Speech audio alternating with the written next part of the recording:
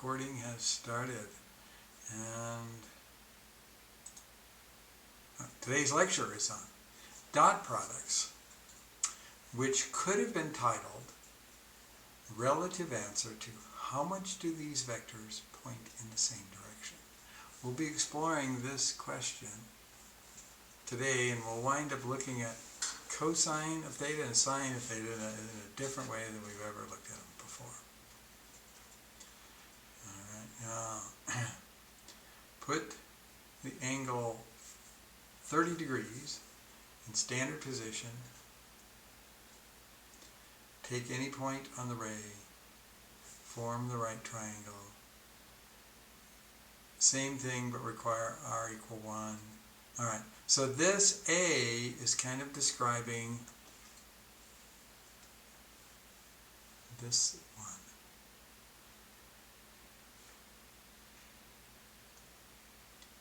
And then we wind up getting the answer. And then this one, same thing, but require r equal 1.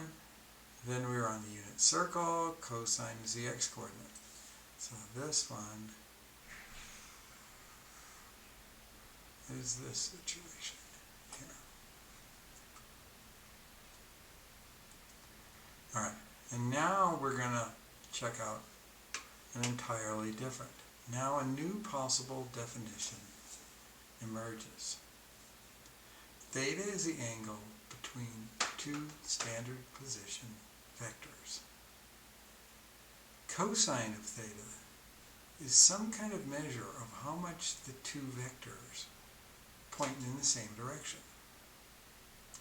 If the cosine of theta is 1, because we said way back, practice quiz, cosine of 0 is here. This is when the two vectors are both pointing on the x-axis. Cosine is 90 degrees. That's when one vector is horizontal, the other is vertical. Cosine 180 degrees is when one vector is to the right, the other starts at the origin and goes exactly to the left. So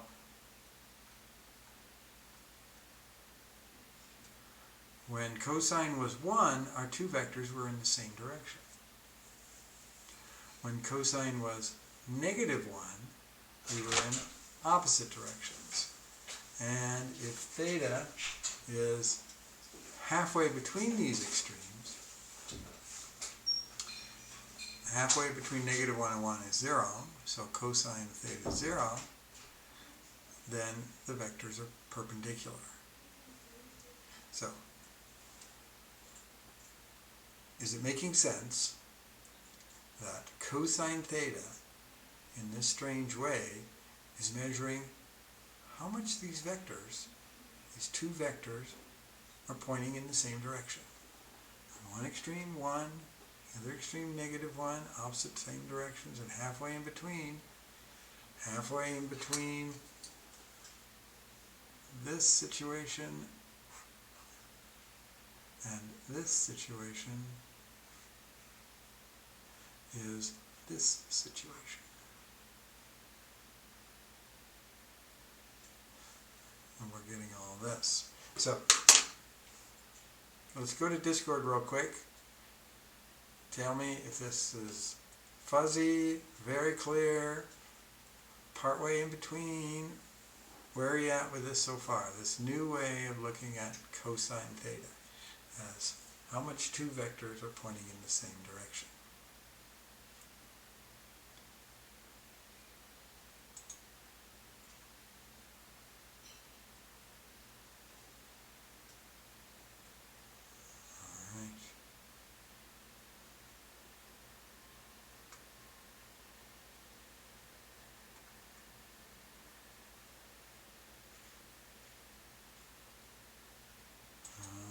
We can probably spend a little more time on this as we move on. So number 5. Interpret the above diagram. Describe the angle theta. Theta has to do with the orange vector. So see if you can figure out what this diagram means and what it tells us about theta, and approximately how big is theta.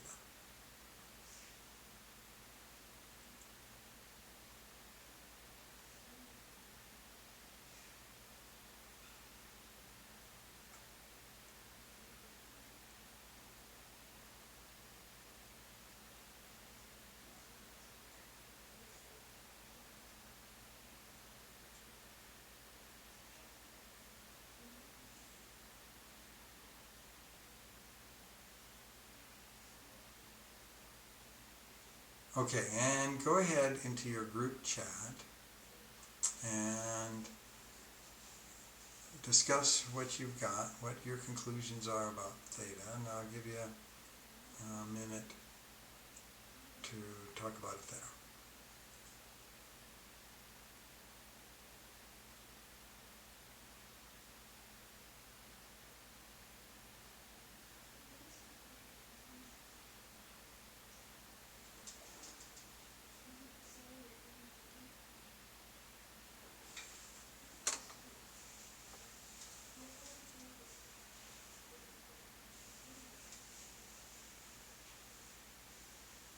Okay, group 2. What do you have about theta? What do you conclude?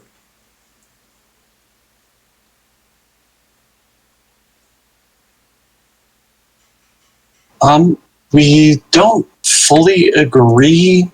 There's a little bit of disagreement Give me on. both answers that you got, or the multiple answers you have. So what I think this chart means is that greater than pi over 2 Okay, or 90 degrees because it's closer to -1 than it is to 1. okay. So your conclusion would be theta slightly larger or a little larger? A little larger. A little larger Slightly, a little, same difference. than 90 degrees. And what else did you have? What were some other comments?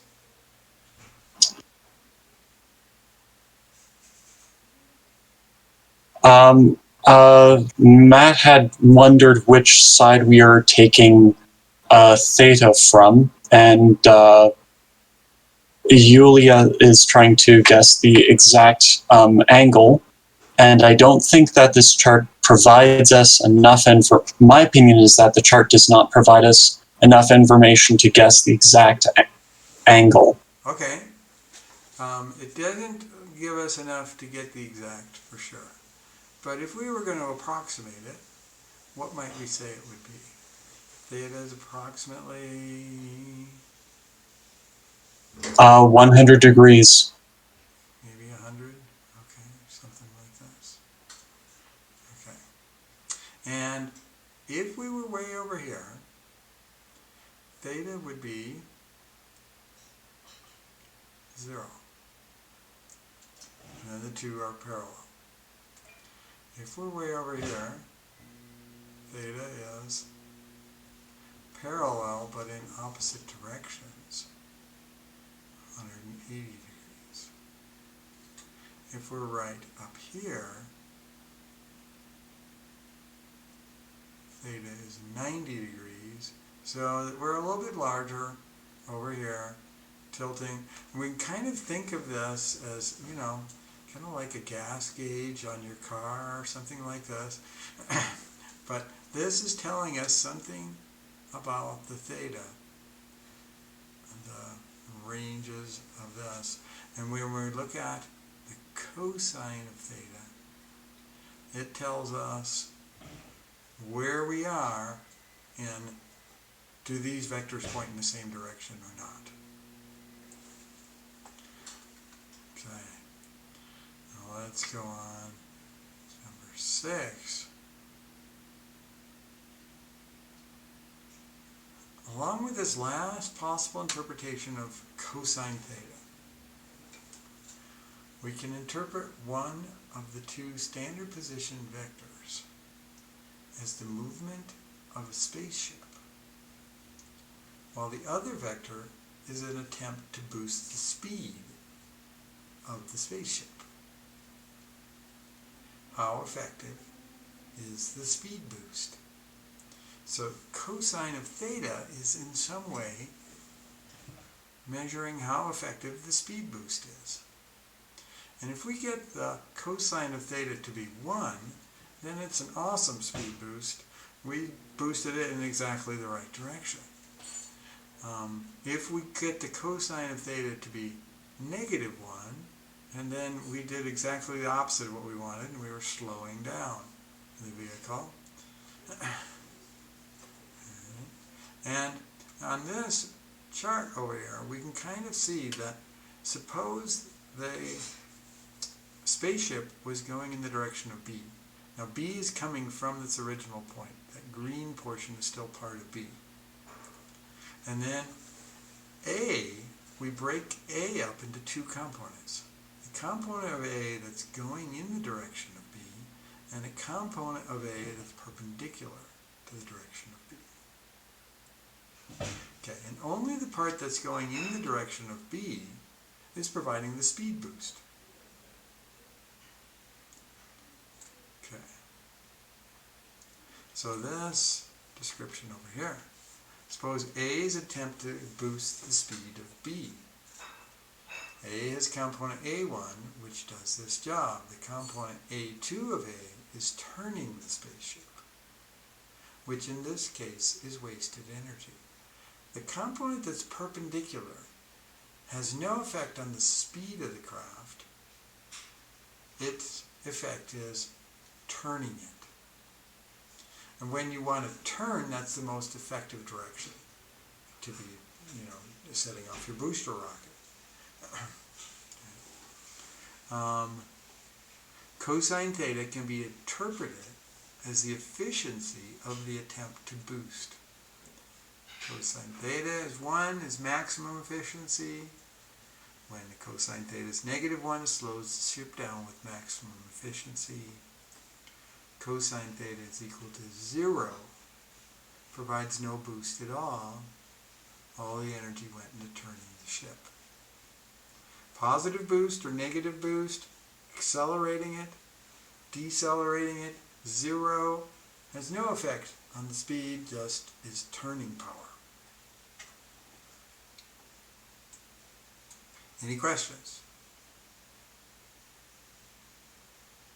All right, so we're kind of launching into a lot of the ideas of this section in these practice quiz problems, and then here's an idea that we'll need later on in this section.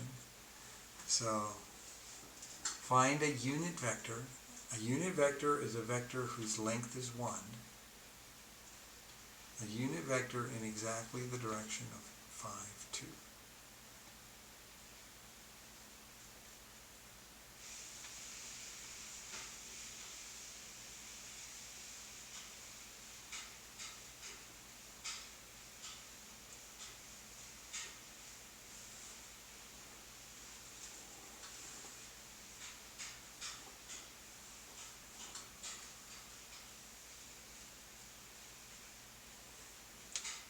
Thirty seconds more.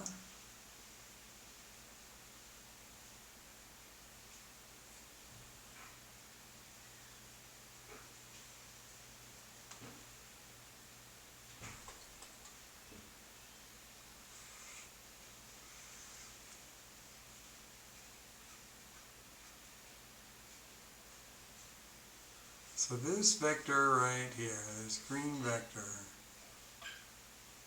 is the right direction, it's just too long. We need it to be of length 1, something around this. So how do I do it? Well, it already has the direction, fine. So to get the unit vector, we are going to take 5, 2, and divide it by the length of 5, 2. Now when it looks like absolute value, we call that the magnitude. when it's around a vector. And how long is this vector? By the Pythagorean theorem, you'd say, 5, 2 square. That's the magnitude of the vector. Square root 5 squared plus 2 squared. So it's 1 over the square root of 29 times the vector 5, 2. There is the unit vector that's in the right direction. When you divide it by its length, you're going to get a length of 1. If its length was 2, and you divide it in 2, well, it's length 1. If its length was 3, and you took 1/3 of it, you'd get 1. So the idea makes sense. Okay, and this was our last practice quiz problem. So give me a little feedback on number 7 and just the general idea about these angles with cosine and new ways of looking at cosine. So feedback on those two things.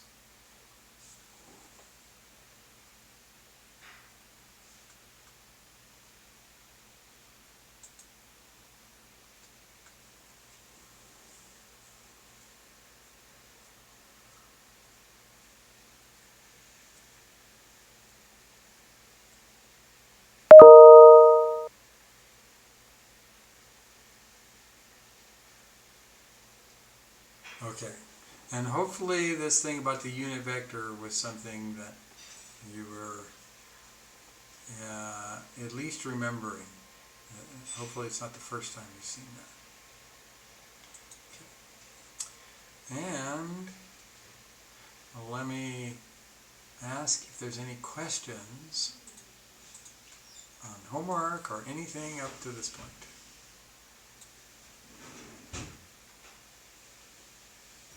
I have a question on problem number 35 and 13.2. Okay. Well, let me check if it's 13.2. This big one right here? Yes.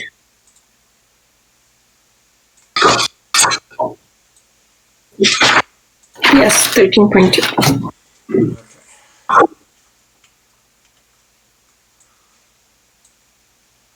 So I'm going to place the x squared and the minus 8x together and then leave some space. And the y squared minus 14y, leave some space. And then the z squared minus 18z, leave some space, is less than or equal to 79. And then I'm going to say what completes the square in each case. Half of that is negative 4 squared is 16.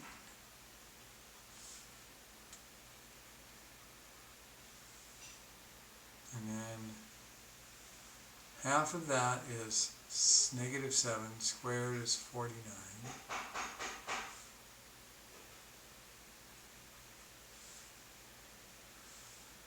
Half of that's negative 9 squared is 81.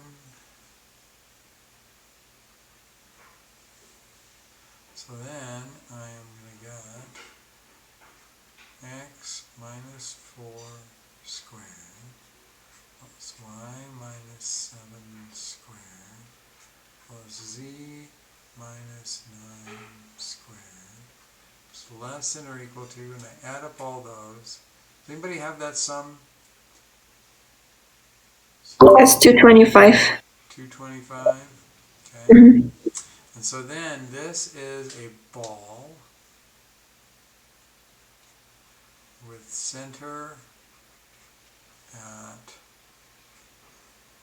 4, 7, 9, radius of square root of 225. And 15. what is square root of 225?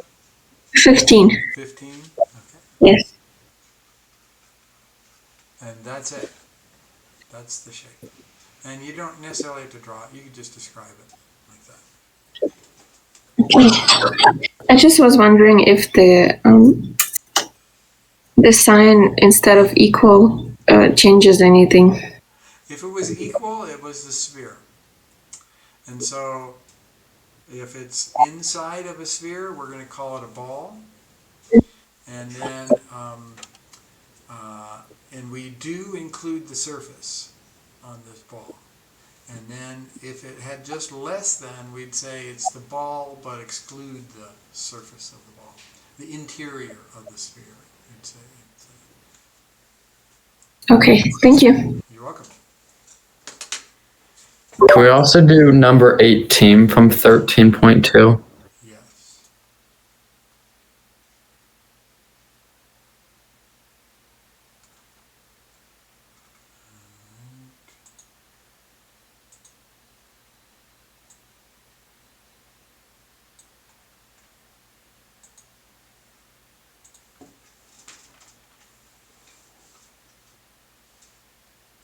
Alright, so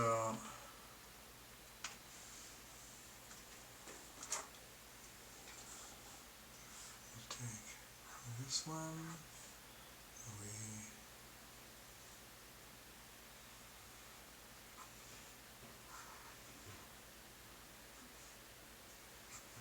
Could I attempt to explain this one, or should I? Go ahead. Okay. So for 18, z equals y. I thought of it this way: as as we move upward along the z-axis, we also move along the y-axis. So if I go up one on the z-axis, I go up one on the y-axis, and so we kind of see a plane that's a horizontal line coming out of the the origin and going up at a slope of 1 to 1. And so the plane extends outward forever on the x-axis. And to show that, I'm going to make these parallel to the x-axis. And then I'll make this part up here. And then, so I didn't draw this very good. I was kind of running out of space there as well. Let me erase this portion, do that part again. So if we're out here, and then I make this parallel. Was that a good explanation, Matt? That was a great explanation. Okay. And we just send this plane infinitely far in all the directions. And that's the shape that we get. And so the variable that's missing, the x, you can put that up on either side. Means the x can be anything. Draw this shape in the in the yz plane. So pretend like the x didn't even exist. And then extend lines from this in the direction of the missing axis. The x can be anything. And then you've got your shape. Any other questions?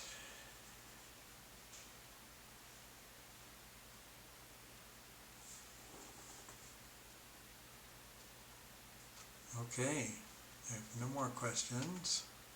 Let's get started on 13.3, dot products. And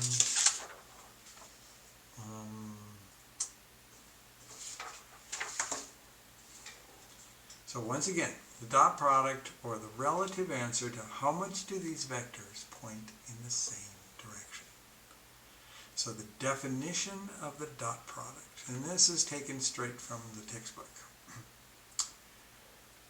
Given two non-zero vectors u and v in 2 or 3 dimensions, and it can even be in higher dimensions. It can be 4 dimensions, and it's really easy to write those in 4 dimensions. You just have the brackets. it can be in as many dimensions as you want. You know, you could have the 0.1372. You know, you got all these dot, another thing. You know, but they both have to have the same dimension. Their dot product is u dot v is the magnitude of u, the length of that vector, times the magnitude of v, times the cosine of the angle between the two vectors. Theta is the angle between u and v. And we always have theta between 0 and pi. So theta will be in radians, not in degrees. And if it was in degrees, it'd be between 0 and 180 degrees. So it means it's the smallest possible angle between the two vectors. Because if you had a vector here, and you had another vector here, you could go more than 180 degrees. But you can always go less than 180 degrees, less than or equal to 180 degrees, as the angle between two vectors in standing position. If u equals 0 or v equals 0, then the dot product is 0. And theta is undefined. Okay, so you can't get an angle if one of the vectors didn't have any length. You know, you don't have a terminal side. And then we just say that theta is undefined. Okay. And I have a question. yes. Yeah, so not 100% directly related to this subject, but you just mentioned that the higher dimensional space, maybe probably the more variables in the vector, I guess. Yes. But how do you draw it geometrically? Generally, we do not. We have a hard time drawing in 3 space without computer-aided graphics. And when you get into 4 dimensions, we just say, all right, we're going to give up on the visualization of it. 4 or higher, we just stick with the computational aspects. But amazing things can be done with the computational aspects. And there's lots of applications with higher dimensional space. It just means that you have that many different variables. Like, for instance, if you were in business and you were making chairs, then, you know, your costs depend on how many different variables. Well, the price of wood, the price of labor, the, electricity that you use, the amount of, you might have how many different variables you have. That can be how many dimensional space you're going to be working in. Okay, thank you. Okay. All right, so the dot product. This is its definition, and a key feature that we're going to be really focusing on today is this cosine of theta in there. And we'll kind of, in a lot of ways, make light of the magnitudes of these two vectors, and we'll think more about the cosine of theta in this. But yeah, it does have the magnitude of the vectors in there as well. Okay. And so this is also in the textbook. It gives these pictures here, and we'll look at these. So when the angle is 0, the dot product is magnitude of u times magnitude of v, because the cosine of a 0-degree angle is 1. So this is again when the vectors are pointing in the same direction. And when they're at a more typical angle theta, you have this, and this is where, and this is, again, you could think of this as u being the booster for the rocket v. And the boost wasn't quite in the right direction, but at least it's boosting us in the right direction, so you're going to get something larger than 0. And then here, when you tried the booster rocket and exactly perpendicular to this, it didn't boost the speed at all. And the cosine of the angle will be 0. And so the dot product turns out to be 0. And then when the component of u that's in the direction of v, the component of u in the direction of v is this part. And it's actually in the wrong direction. So the booster rocket was really fired in a bad direction, and it slows us down instead of speeding us up. And if it's in exactly the wrong direction, so but you get a constant out of this. And if it's positive, oh, we're kind of in the right direction with our booster rocket. And negative, we were slowing it. And here's the ultimate slow down. You fire exactly the opposite direction. This is what you use. Just before you want to re-enter an atmosphere, you want to slow down as much as possible. All right. Thus we see that the cosine of an angle between two vectors is a way of measuring the commonality of the direction. The more common the direction, the closer the absolute value of the cosine of theta will be to 1. Since a dot b is the same as the cosine theta, but it also has times 2 positive numbers. The length of that vector times the length of that vector. A dot b is also a way of measuring the commonality of direction between A and B.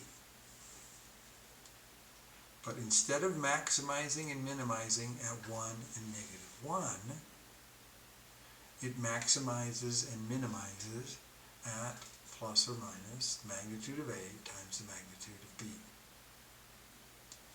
This is the dot product. It's a constant, it's a number.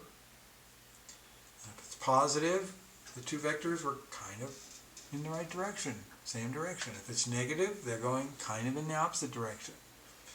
If it's 0, then they were exactly perpendicular. Okay, so we had our picture before, and the only difference between this new picture now is this one used to be 1, and way over on the upper left used to be -1. But now it's replaced by magnitude of A, magnitude of B, and so on. So if the orange is really the vector that we are considering, what kind of value will you get for the dot product in this case? So let me give you a minute to ponder that over. What kind of value is the dot product?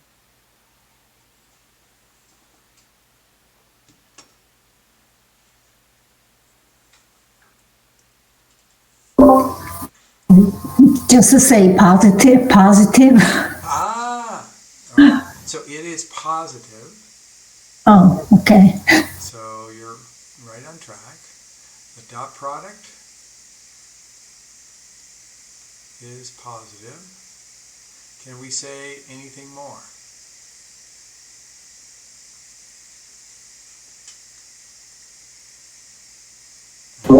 It's like slightly less than the magnitude of A times the magnitude of B. Yes. It is almost at its max. Almost at its max value of magnitude of A times magnitude of B. Now this little dot that I put in between does not mean dot product.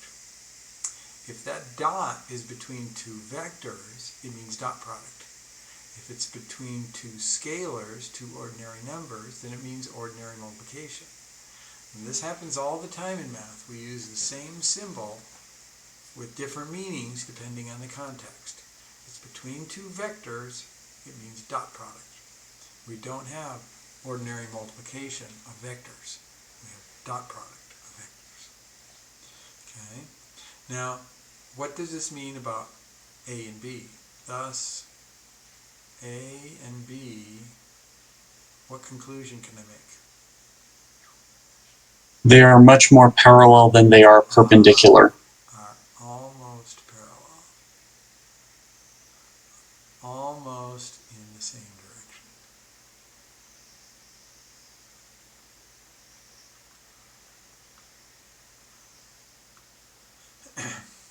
Now, let me just point out, suppose I told you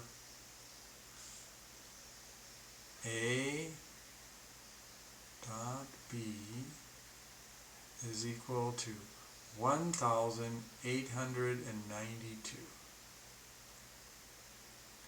What kind of conclusion? And I'm going to have you discuss this in your groups for a moment. What kind of conclusion can you make about A and B? Thus, A and B blank. And let me give you a minute to talk this out in your groups.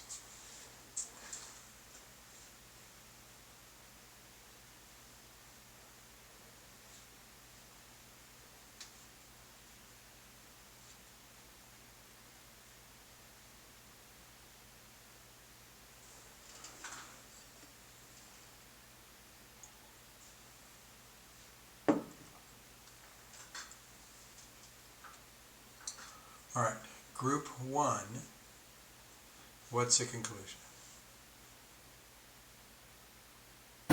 Well, I think that the angle has to be between 0 and 90, but based on how big that number is and based on the vectors that we've been dealing with in this class so far, I would say that it's closer to 0. It's thus A and B, the angle is closer to 0, are almost in the same direction. Yeah.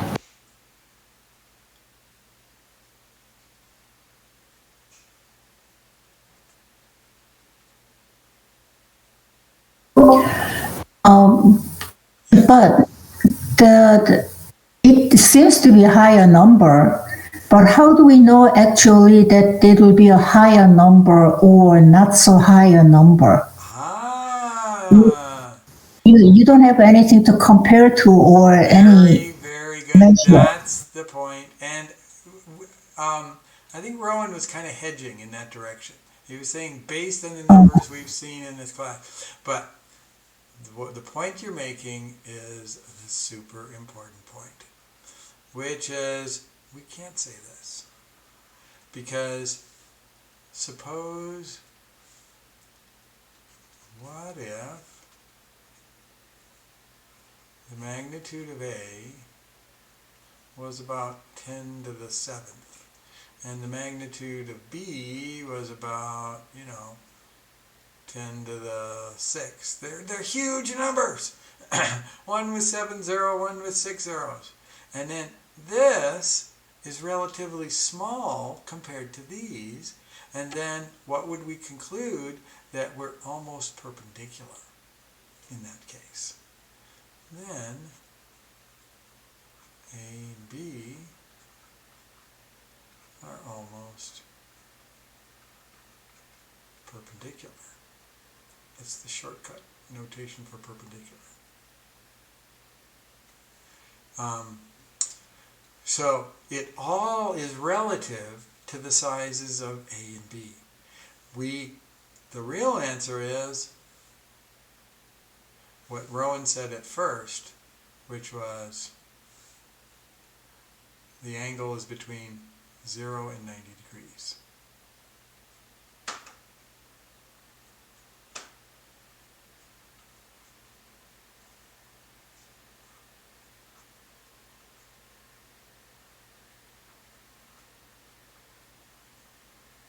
And that's all we can say if we don't know anything about the magnitude of A and the magnitude of B.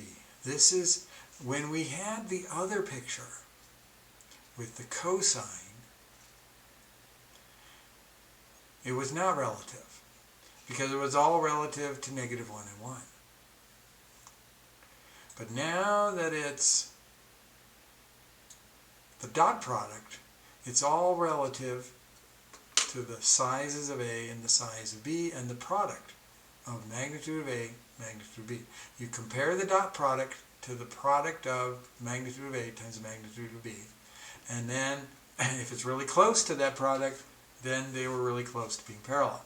If it's really close to 0 relatively, like this one, even though it's big numbers, relatively close to 0 compared to these, then they're almost perpendicular. All right, we will stop here. We will start again.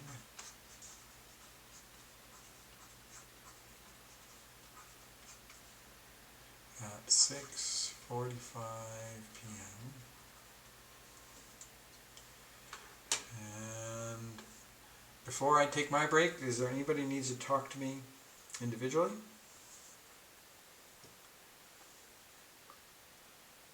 All right. I'll see you in a bit.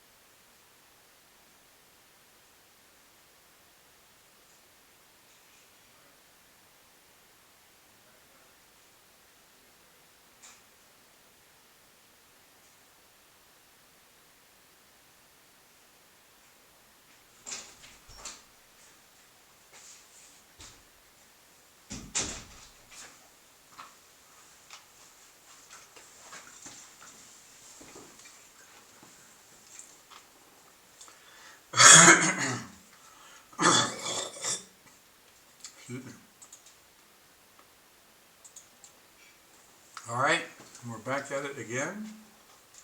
And I'll start with this. What is true about the angle between vectors A and B, where the relative value of A dot B is shown by the position of the orange vector? All right. Let's. All right. We already handled this, and we said that it's positive and that its max value. It's almost at its max value, so that these guys are almost in the same direction. All right. Now, number 2, state whether A and B are absolutely parallel, nearly parallel, absolutely perpendicular, nearly perpendicular. So state which of those is the case, and also in opposite directions. And these are the situations. So A through E, make your claims about A and B, and let me give you a little bit of time for that. So as you come up with your answers, you can be typing them in to your group chat, but don't hit enter yet. Give people time to process it, but look through each of those and make your conclusions.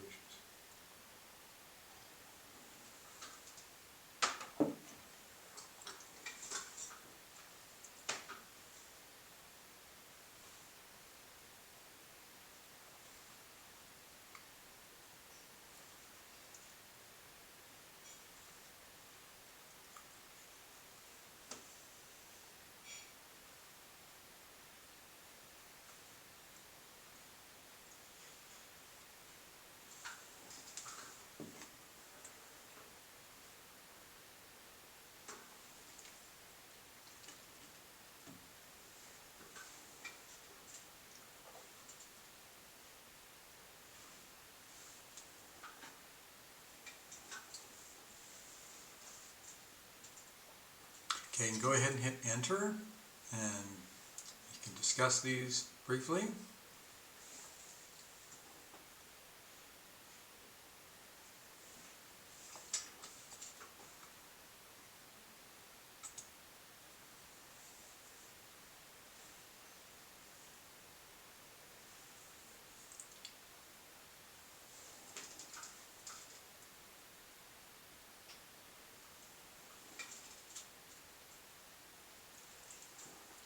Okay, group 1, what do you have on A? I think it's nearly perpendicular, but like in the negative way, if that makes sense. Nearly perpendicular. What does it mean in the negative way? What I mean by that is that the cosine of the angle is negative.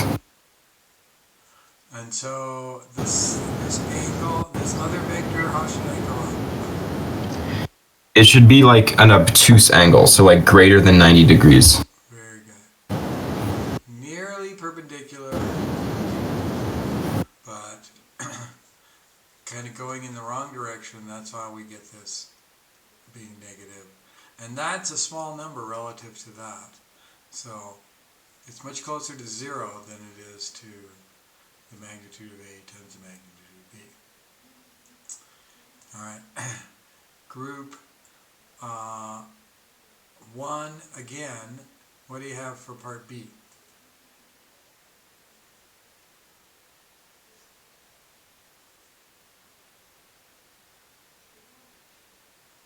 Group 1?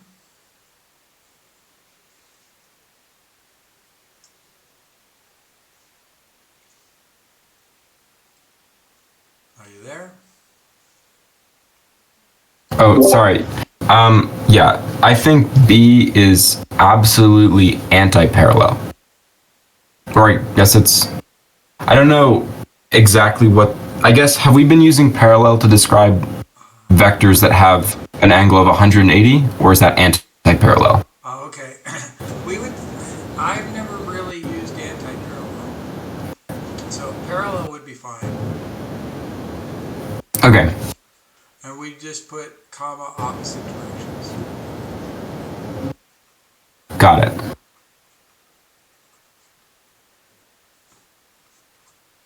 This and this. Okay. And let me shift over to group 2. What do you have for C?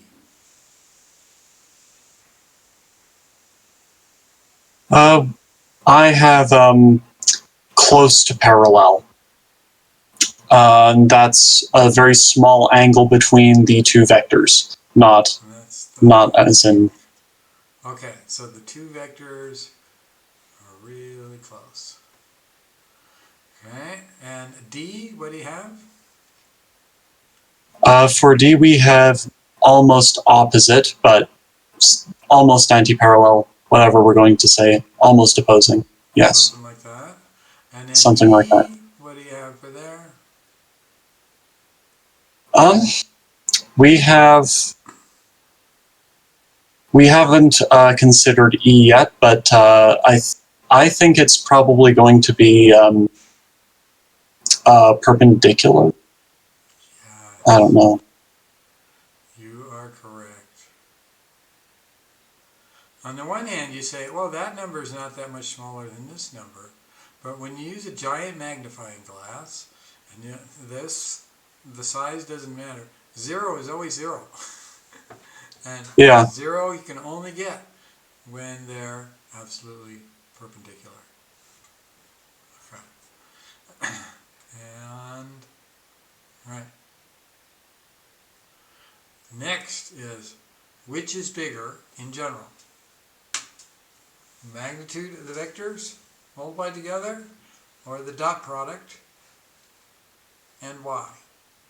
I'll give you a minute on this. You can type up an answer, but don't hit enter yet. Type it into your group chat. Okay, silly question. Yeah. Are we taking, does negative numbers count as small or big? Or are we basing it off of a distance from 0? Good question. Let's say,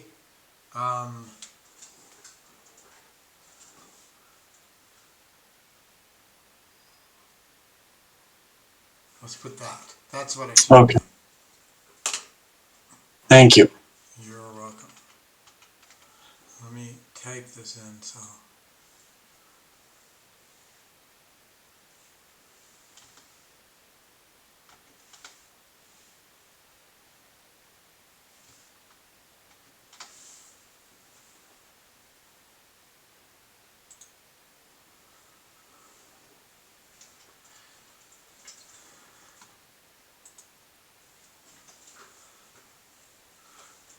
Okay, as soon as you have an answer, go to number 4, insert the correct inequality symbol.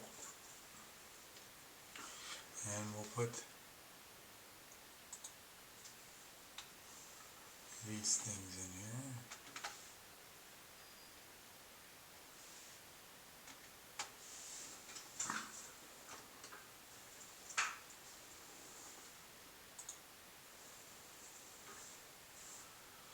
Okay.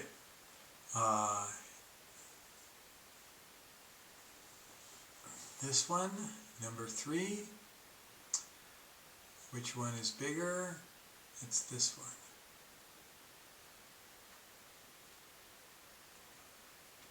We don't have the complication of the angle. That's right. Because this is the same thing as this. It includes cosine of theta. And when it's in absolute value, the cosine theta could be 1, but otherwise it's smaller than that, so this side is smaller. So this is if we write this out, this is the larger one, so it's greater than or equal to, like this.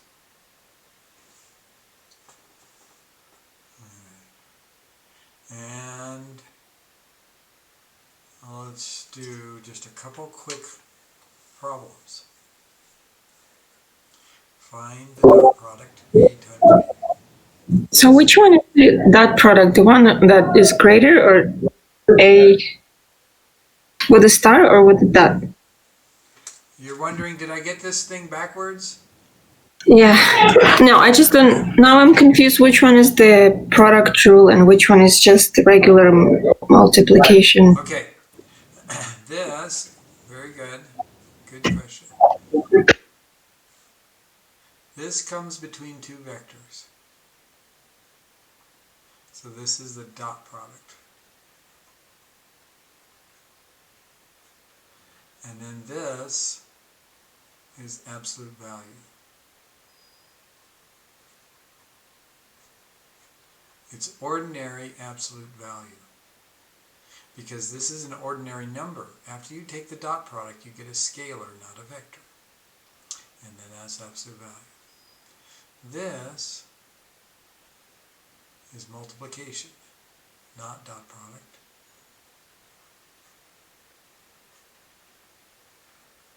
And this is magnitude, not absolute value. Looks like absolute value, and in a lot of ways it acts like the magnitude of A. But we don't read it as absolute value of A, we say the magnitude of A. It's the length of that vector. Good clarifying question, Julia, because it's really easy, especially when you're first getting used to this, to get all these things kind of muddled up and tangled. Alright, so go ahead and do 5A. I'll give you 30 seconds more.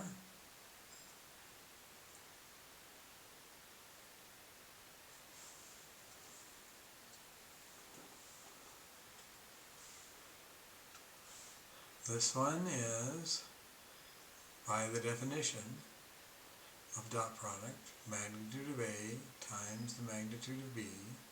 Now that's ordinary multiplication, because these are not vectors anymore, these are numbers or scalars. And then times the cosine of the angle between them. And so that's 5 times 2, and the cosine of pi over 3 is 1/2. So this turns out to be 5. Okay. And notice that 5 relative to magnitude of A times magnitude of B. Magnitude of A times magnitude of B is 10. And this is about halfway between 0 and 10 is 5. So this angle is somewhere close, but not exactly, close to halfway between 0 degrees and 90 degrees. Okay, do another one. Part B.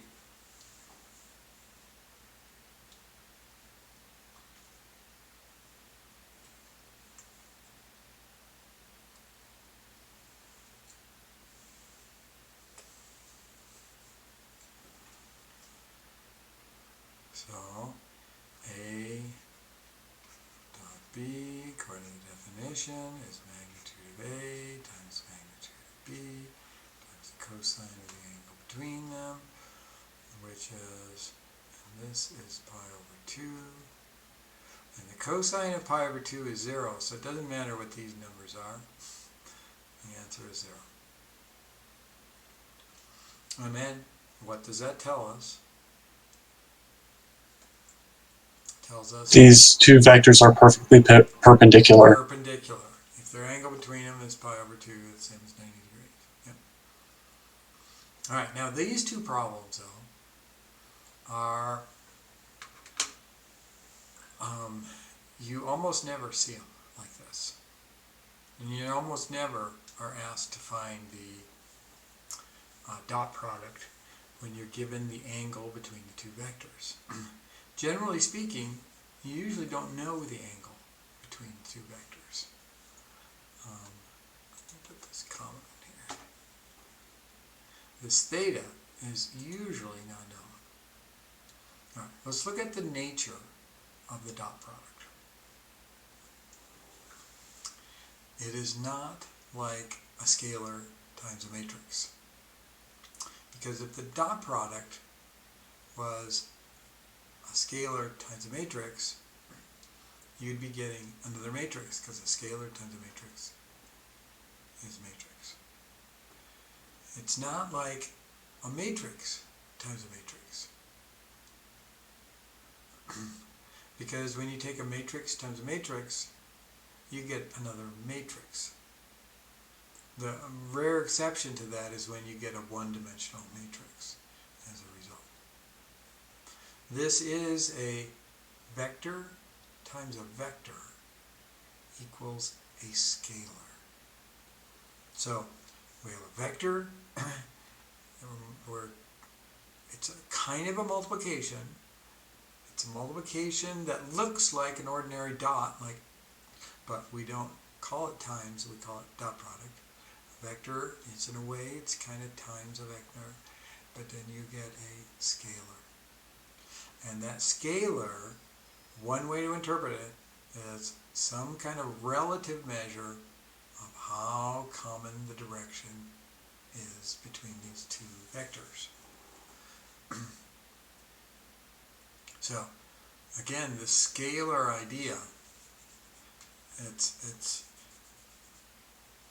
to get, sometimes I have to get reoriented and realize, oh yeah, the dot product is not another vector. It's just an ordinary number. Okay. So, why was the dot product created? And I do this in most of my classes as I call it Robert's imagined history. It's not how it really happened, but how it possibly could have happened. All right. So the problem that could have motivated it was this: find the work done, where work is equal to force times distance. So perhaps the dot product was created in the environment of physics, trying to figure out what work is. And the first situation is a force of 10 newtons pushes the box 40 meters. So you've got a box, and you use 10 newtons of force,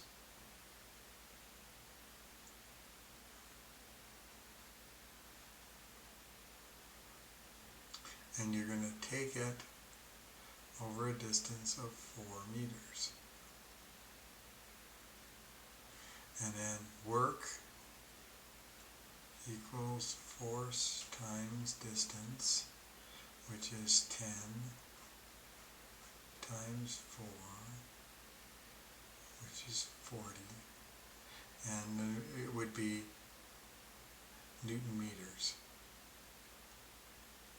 Newton meters of work.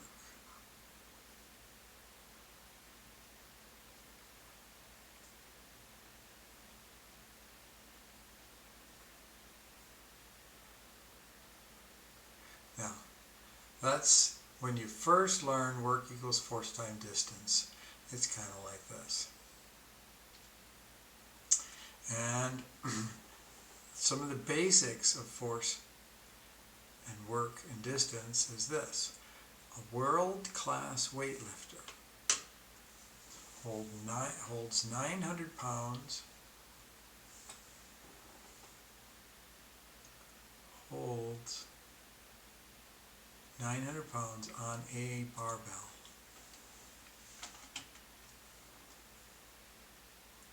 Oh, yeah, let's just say on a barbell. 3 feet above the ground for 10 minutes. So this world-class weightlifter he's holding this thing. Sweat is pouring out after 5 minutes, and after 10 minutes he is exhausted and he's done it. But how much work was done in these 10 minutes? And let me open the floor. Anybody? How much work?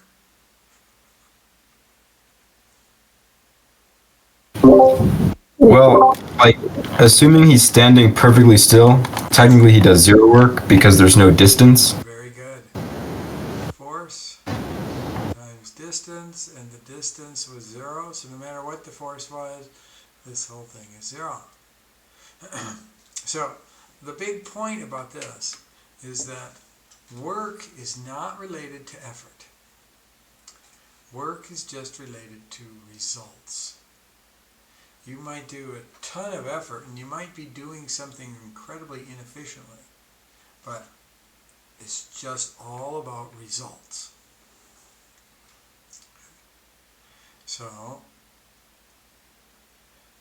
let's look at this. A force of 80 newtons is inefficiently applied, because this is how often we have to do things, to move a box 10 meters. And the angle theta is 30 degrees. So the only amount of the force that we consider in this case is this. So although this is 10, force of 80 newtons. Although this is 80,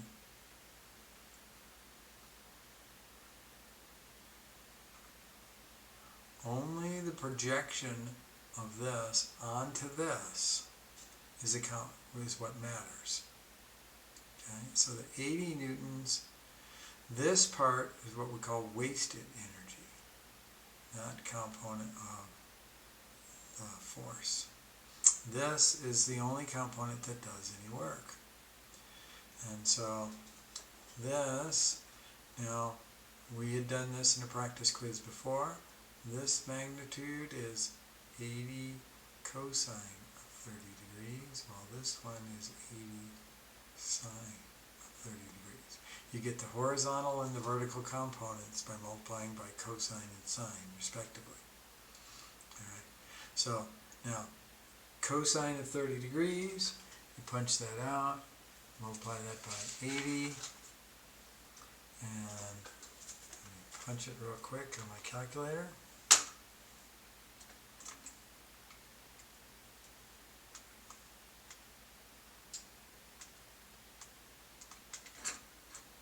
I got 69.28. Okay, now that is the thing that gets multiplied. This is the force that we use for the F, not that one. And so work is equal to force times distance. And so multiply this by 10. For the 10 meters, 692.8 Newton meters of work was done. All right. So we wind up getting this here, and what does this have to do with the dot product? Well, what did we wind up actually doing between the 80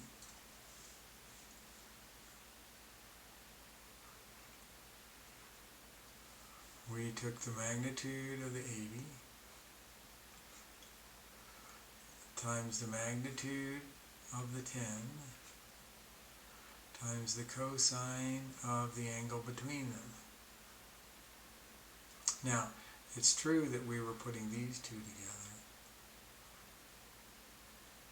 to call it the projection onto the other vector.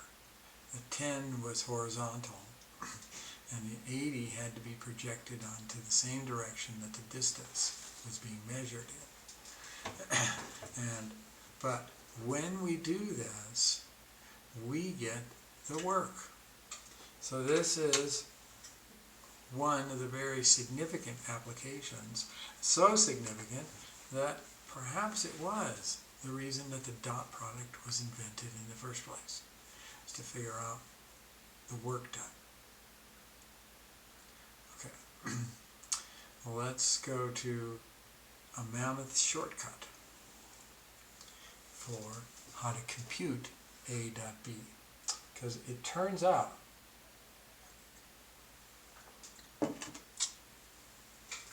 that we usually don't know the angle between the vectors, and we don't need the angle between the vectors because of this incredible shortcut.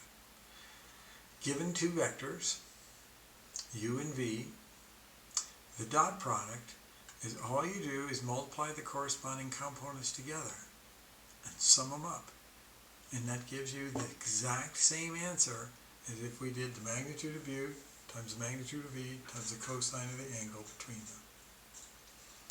And this example is in 3 space, but it could be in any size space, 2 space, 5 space, whatever. So we have 2 different ways to compute the dot product of 2 vectors. Let's first use the definition of dot product to at least estimate the dot product, and then use the quick shortcut to compute it. So let me show you what I mean. 2, 5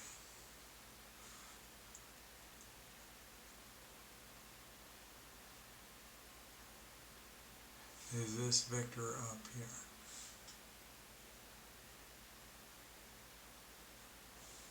3, 4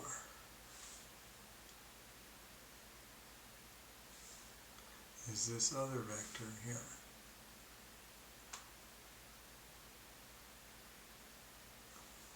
If I was to dot product these two,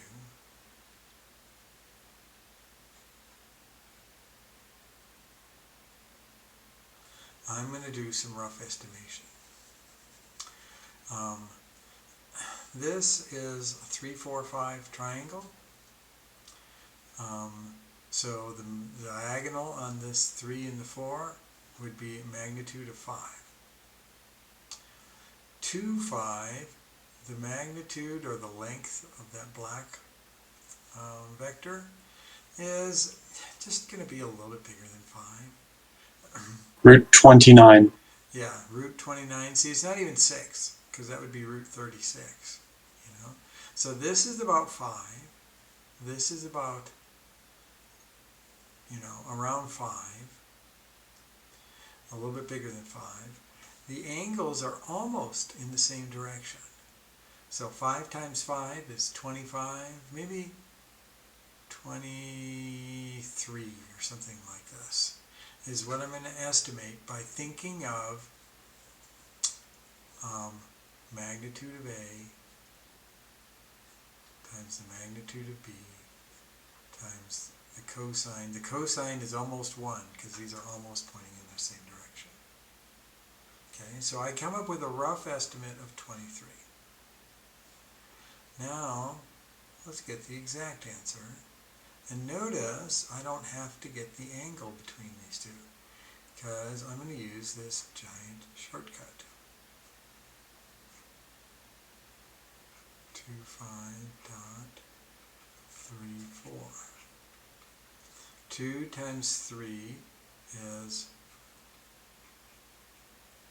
and then 5 times 4, 6 plus 20, which is 26. Well, I kind of underestimated the size. And root 29 times 5, let me see what root 29 times 5 actually is.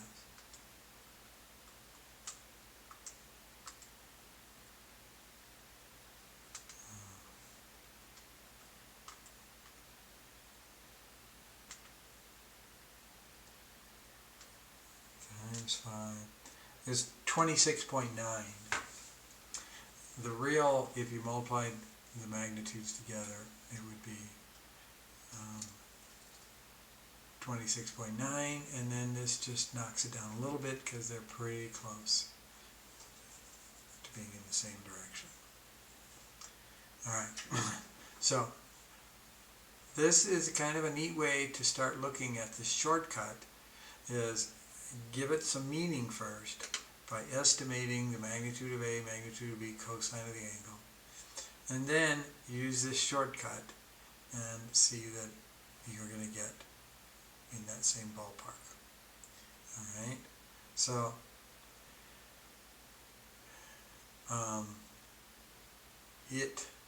it's not if, it is difficult to find theta, the angle between these, and it's unnecessary. But so this theorem is a huge time saver if we needed to get exact results for the dot product. Alright, so you do part B.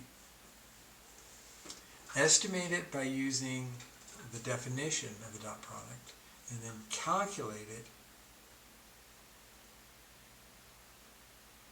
using the shortcut and compare the results.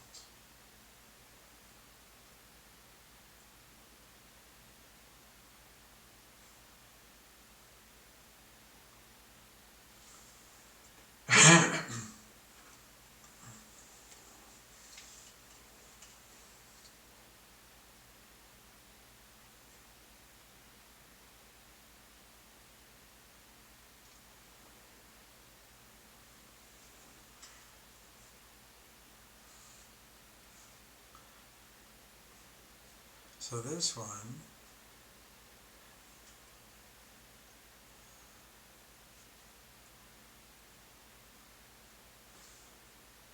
the first vector, 2 over 3 up, is here. The next vector is exactly the same, but twice as long. So they're going in exactly the same direction. So now, in this case, I'm going to do the magnitude of A exactly. And it's the square root of 4 plus 9, which is square root of 13. Magnitude of B exactly is the square root of, it's just the length of the hypotenuse, and the Pythagorean theorem says square and add. 16 plus 36, which is 4652. So magnitude of A times the magnitude of B is square root of 13. Now square root of 52 is the same as square root of 4 times square root of 13, because 4 times 13 is 52, which is 2 square root of 13. So it's this times 2 square root of 13, and this is 2 times regular 13, which is 26. But if we did A dot B, let me change colors. A dot B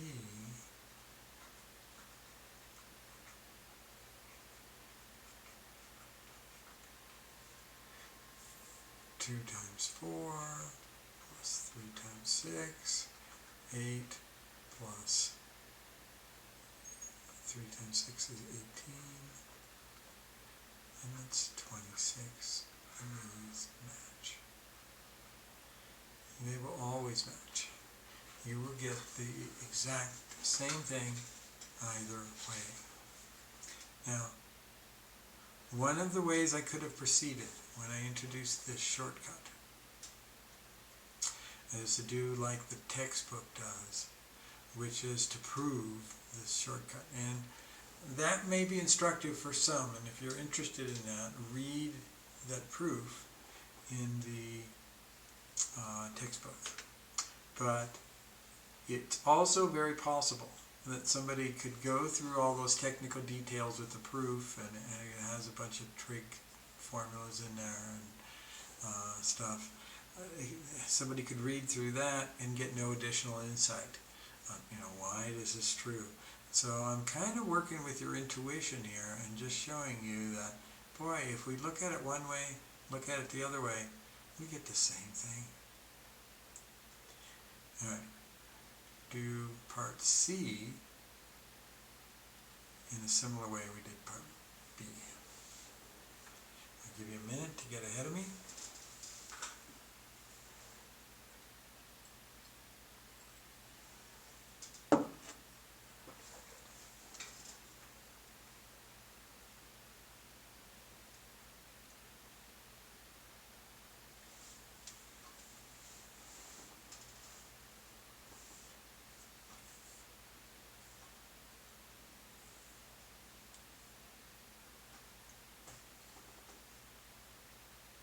So if I do this one, by A dot B equals magnitude of A times the magnitude of B times the cosine of the angle in between them. Now this is clearly 180 degrees because 1 to 4 is way up here. Negative 1, negative 4, it's way down here, 180 degrees apart. And so this cosine of 180 degrees is negative 1. So I'm just going to get the magnitude. Now that's going to be the square root of 17. And this one's going to be the square root of 17. And I'm going to get 17. Meanwhile, if I did A dot B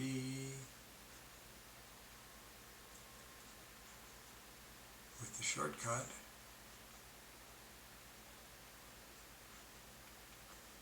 multiply 1 times negative 1, I get negative 1.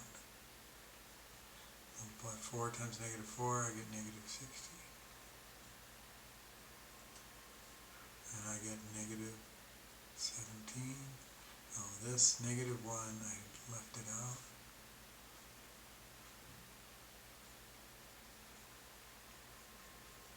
So these agree.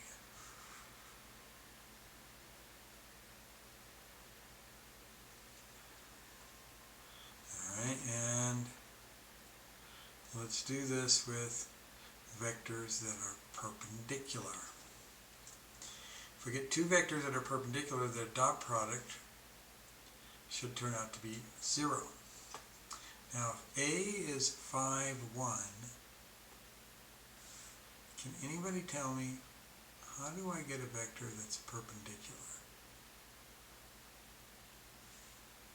You would just flip them so it would be 1, 5. 1, 5. Let's check that out.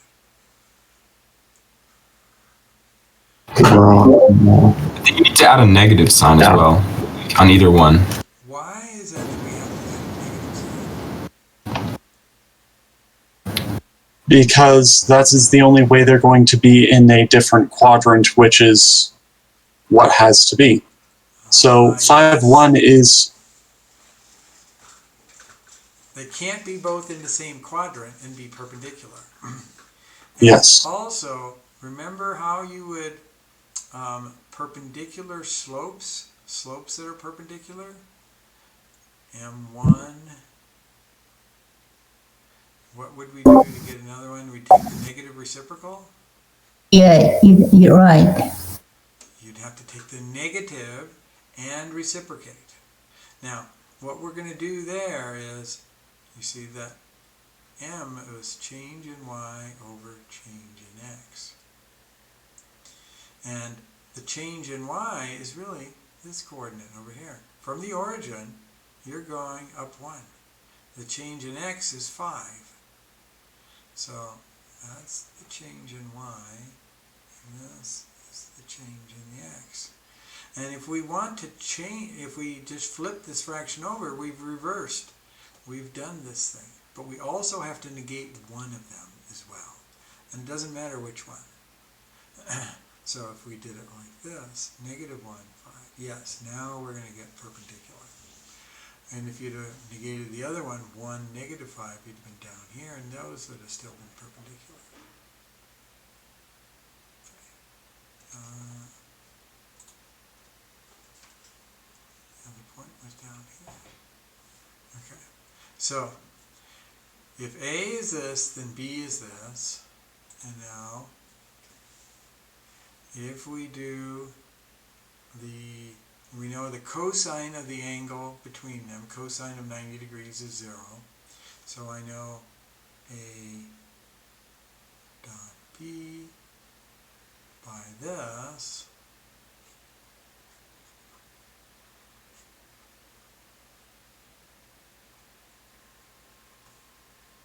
cosine of 90 degrees is 0, thus this whole thing is 0. But if I do, let me change colors, if I do A dot B using 5, 1 dot -1, 5, 5 times -1 is -5, 5 times 1 is 5, I get the same answer of 0, and they agree.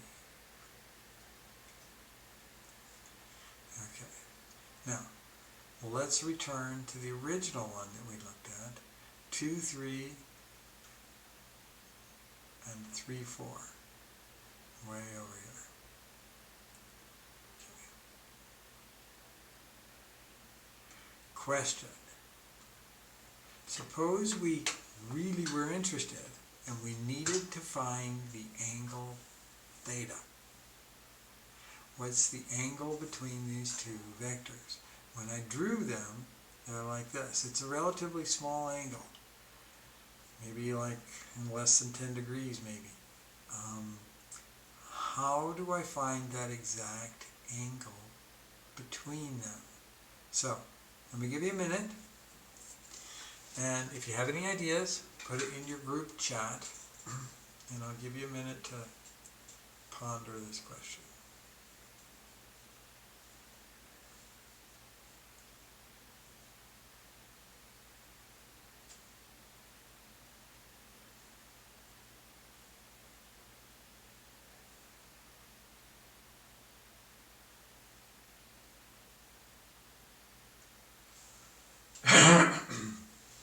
Excuse me.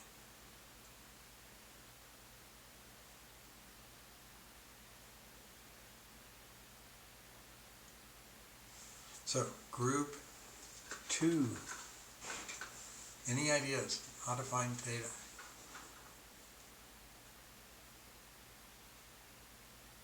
Take the arctangent of the longer vector of the shorter vector over the longer vector.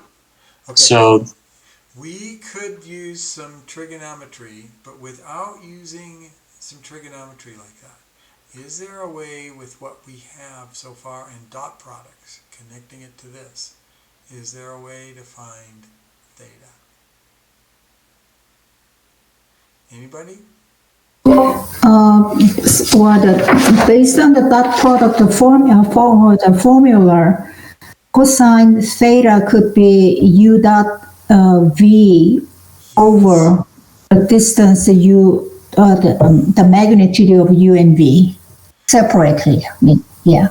A dot B, the formula is magnitude of A times the magnitude of B times the cosine of the angle theta. If we take this equation, divide both sides by magnitude of A times the magnitude of B, arc cosine, yep. Then it's isolated. that's right. Then we get cosine of theta is equal to A dot B divided by the magnitude of A times the magnitude of b, and then you could take the inverse cosine of both sides and find actually theta. But sometimes you only need to find cosine of theta, you don't need to find the theta itself.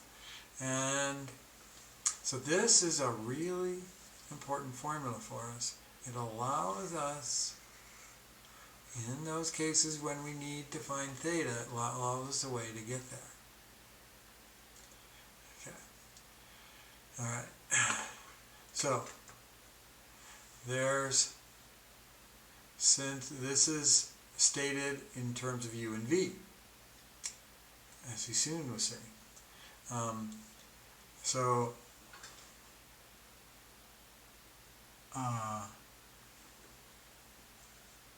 U dot v is magnitude of u, magnitude of v, cosine theta, so this must be true. And if you can memorize this first formula, this one kind of follows from it, but it might be helpful to just memorize this formula on its own too, because we'll use it a lot. The cosine of theta is the dot product of the two vectors divided by the magnitude of the vectors multiplied together. Okay, now let's come to projections. So, last thing.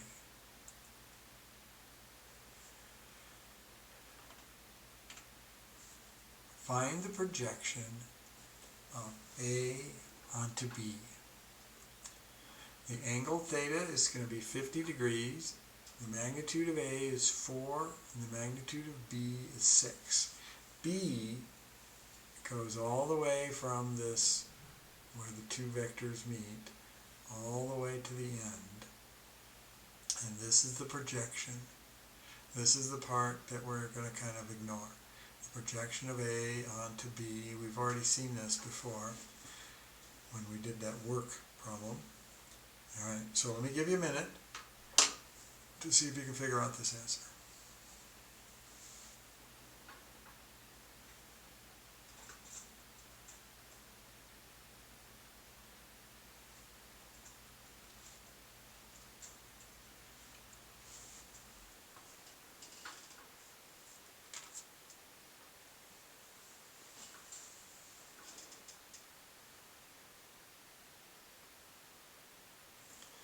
All right, to do this, all you have to do is note that this part is A, magnitude of A, times the cosine of theta. And this part is the magnitude, if you had A as a vector, this, in this case, this would really be the magnitude of A. Magnitude of A times the sine of the theta. And so this projection is equal to 4 times the cosine of 50 degrees. And cosine of 50 times 4, 2.57, approximately.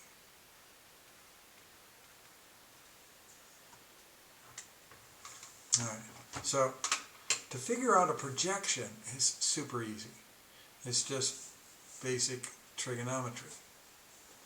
But the notation that we use for projection gets complicated. And let's see. This is called the scalar projection of A onto B. And the notation we use is scalar projection of A onto B. Now we tend to read from left to right, but when you get to this, and you're going to use the word onto, you have to go right to left. Scalar projection of A onto B. Go backwards. And it's the size of this projection. 2.57. If this was length 4, this was length 2.57. Easy to compute. A generalized formula. Scalar projection of, and this can't be U. What letter goes in there? Is it A or B? It depends on A. The length of B is irrelevant. It's the length of A shortened down on that. Okay. All right. But remember, we had a formula for this cosine of theta in terms of U and V. And I said to possibly memorize that formula. And what was that formula? Let me give you 30 quick seconds. What's cosine theta in terms of U and V?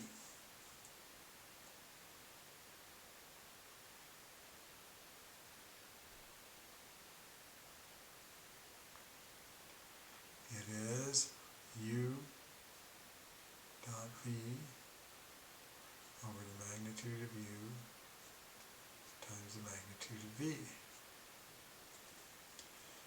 Okay. And remember, the upper one was always smaller than or equal to this lower one, so this is less than or equal to 1 all the time. Okay. Now give an alternate formula for the scalar projection of A onto B when the angle theta is not available. There's lots of times when we never know the angles. They're always just given in component form very often. And so this formula is simple enough, scalar projection of A onto B, but it involves an angle that we often don't have. So what's the other form of this?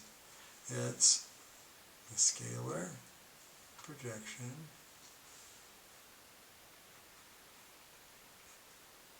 of A onto B is exactly what we had here, magnitude of A, but instead of cosine theta,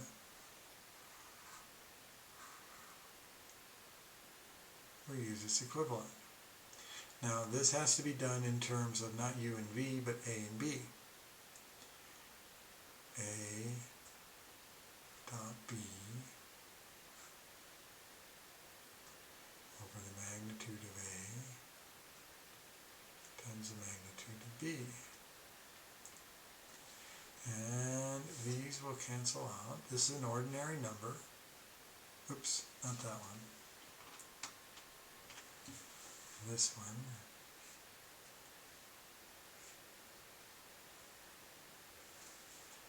And so this as a alternate formula, the scalar projection of A onto B is A dot B divided by the magnitude of B.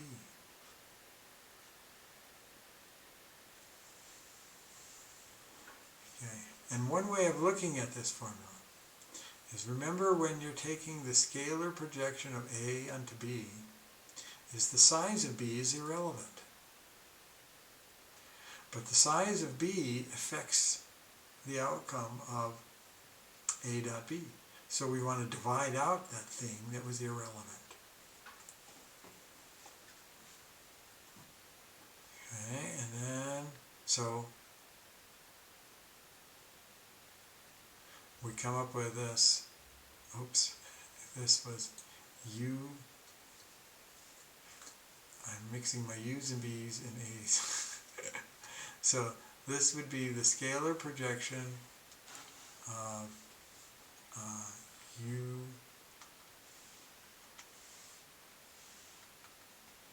onto V. So V, U. And I want both these bold. I want this first one as a subscript. Scalar projection of u onto v. Alright. Important point. This is not a vector. It's just a scalar. It's just the size of the projection vector.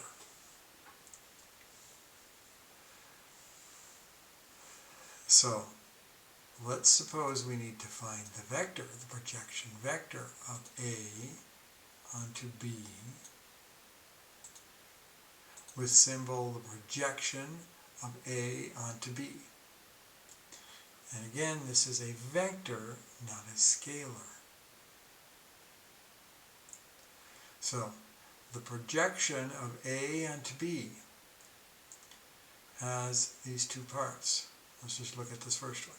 It's the length of the projection vector, and that's the part that we've already been working on, the scalar projection, times a unit vector in the correct direction. Now remember in the practice quiz, how do we get a unit vector in the same direction as another vector? You take, we need it in the direction of B, so a unit vector in the direction of B is B divided by its magnitude.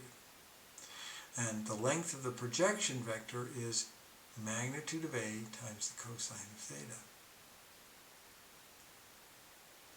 Now,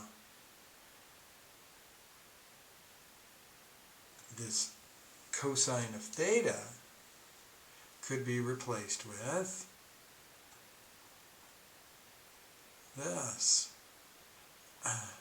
Cosine of theta is this thing, but in terms of A and B. So, cosine of theta could be replaced with A dot B divided by magnitude of A times the magnitude of B. Okay, so putting this all together then, the projection vector of B onto A, or to A onto B, you got to read it from right to left when you get to the last letters. Projection vector of A onto B is the length of the projection vector. So on one hand it could be the magnitude of A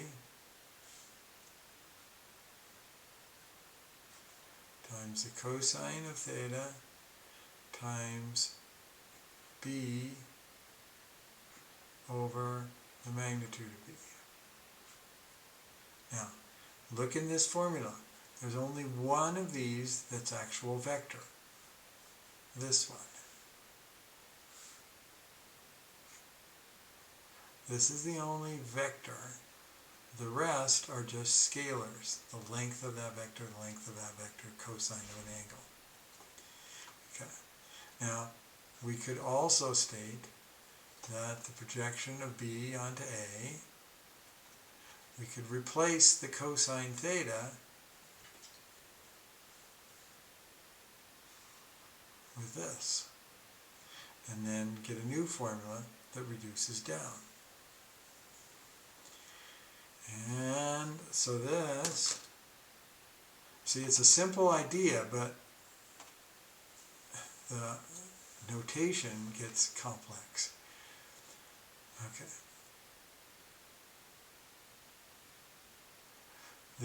Sometimes they use the word orthogonal, a lot of times they leave that off. The projection of U onto V.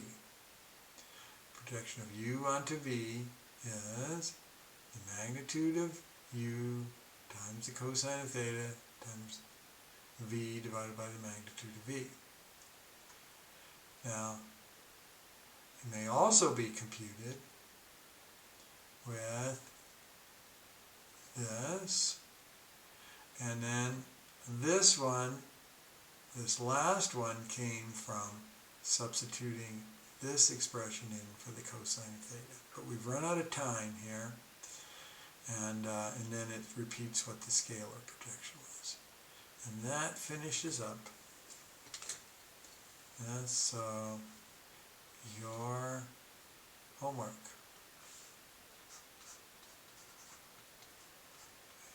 13.3. And when you're doing 13.3,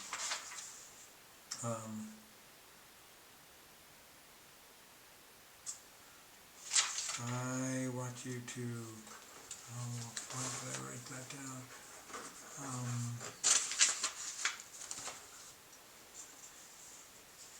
Check number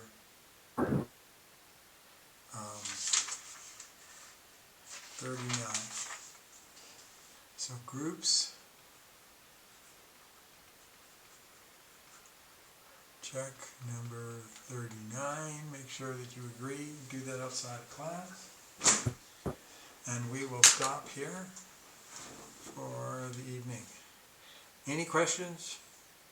So for the projections that were a vector, isn't the like b or v divided by v again? Isn't it just 1? So it's just the same thing.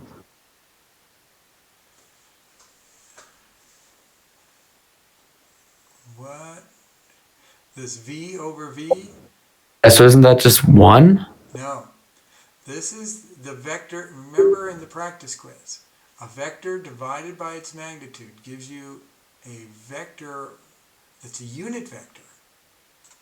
But look back at this practice quiz problem. What was a unit vector?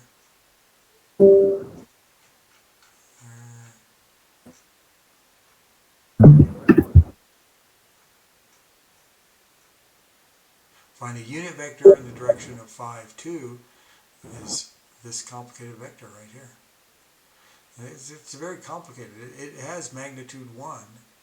So the top one's the actual vector, then the bottom one's the magnitude. Magnitude, that's right.